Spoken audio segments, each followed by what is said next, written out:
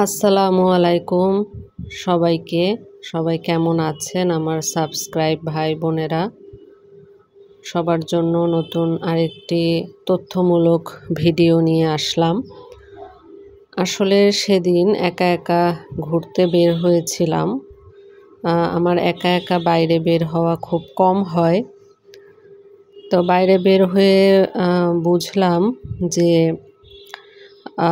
আমাদের একটা বিষয় জানা খুব জরুরি। যাদের আমাদের একটু অর্থ সমস্যা থাকে, আমরা আসলে ঘুরতে বের হলে অনেক কিছু চিন্তা করতে হয়। এক জায়গায় খেতে বসলে অনেক কিছু চিন্তা করতে হয়।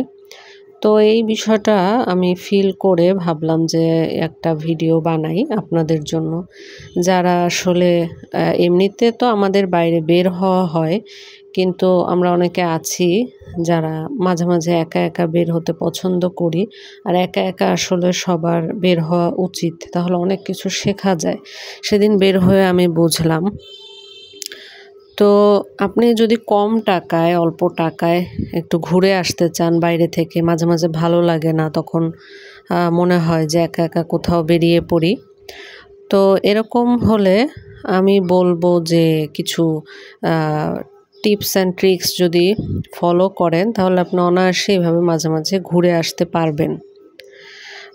দেখেন, বাইরে বের হওয়ার সময় আগেই চিন্তা করে নেবেন যে আমি কোথায় যাব, এবং যদি সেখানে একটা বসার জায়গা থাকে সেরকম জায়গা সিলেক্ট করা ভালো হবে, কারণ আপনি ওখানে অনেকক্ষণ বসে থাকতে পারবেন একা একা। কারণ বসার প্লেস কিন্তু এখন আপনি একটা রেস্টুরেন্টে আপনাকে অনেকক্ষণ কিন্তু বসে থাকতে দিবে না, আপনি যদি কিছু অর্ডার না করেন।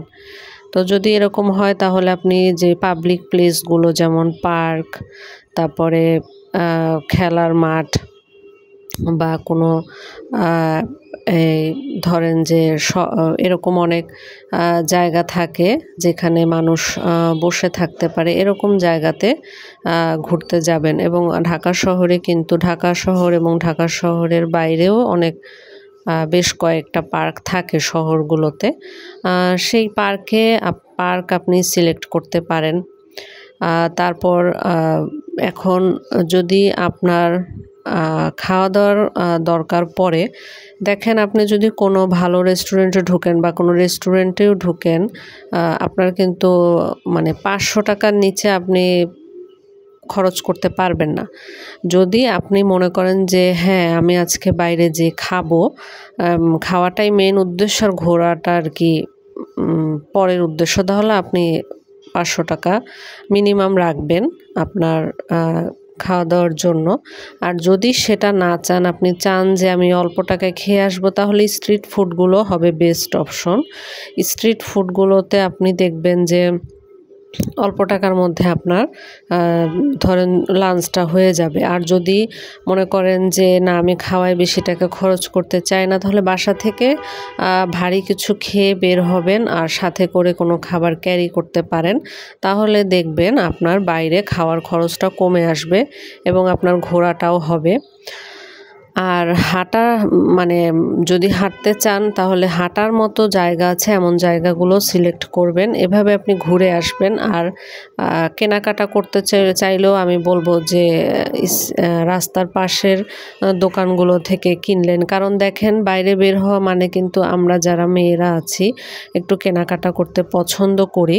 তো সেটা মাথায় রেখেও আপনি ওইভাবে চিন্তা করতে পারেন। তবে আমি বলবো যে ঘোরার ক্ষেত্রে আপনার কেনাকাটার ক্ষেত্রে আপনার 1000 টাকা মিনিমাম নিয়ে বের হতেই হবে। আর যদি আপনি করতে চান, যাতায়াতের খরচটা বাঁচাতে চান, তাহলে পাবলিক বাসে উঠবেন অথবা হেঁটে যাবেন। আর অবশ্যই এরকম বাইরে বের হওয়ার সময় একটা ছাতা, পানির বোতল এবং সাথে রুমাল এগুলি রাখবেন, যেন আপনার কোনো সমস্যা না হয়, এবং ছোটোখাটো অল্প কিছু স্ন্যাক্স রাখতে পারেন।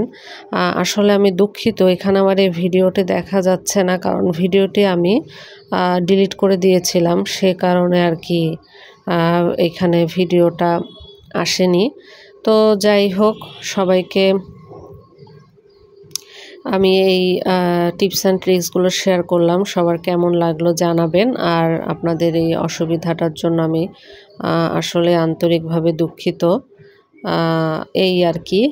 আর আরও সামনে আরও এরকম তথ্যবহুল ভিডিও বানানোর ইচ্ছা আছে। আমার চ্যানেলটার সাথে থাকবেন। আর আমাকে একটু পরামর্শ দিবেন কিভাবে আমার ভিডিও কোয়ালিটি এবং ভিডিও ভালো করতে পারি। সবাইকে ধন্যবাদ। আসসালামু আলাইকুম।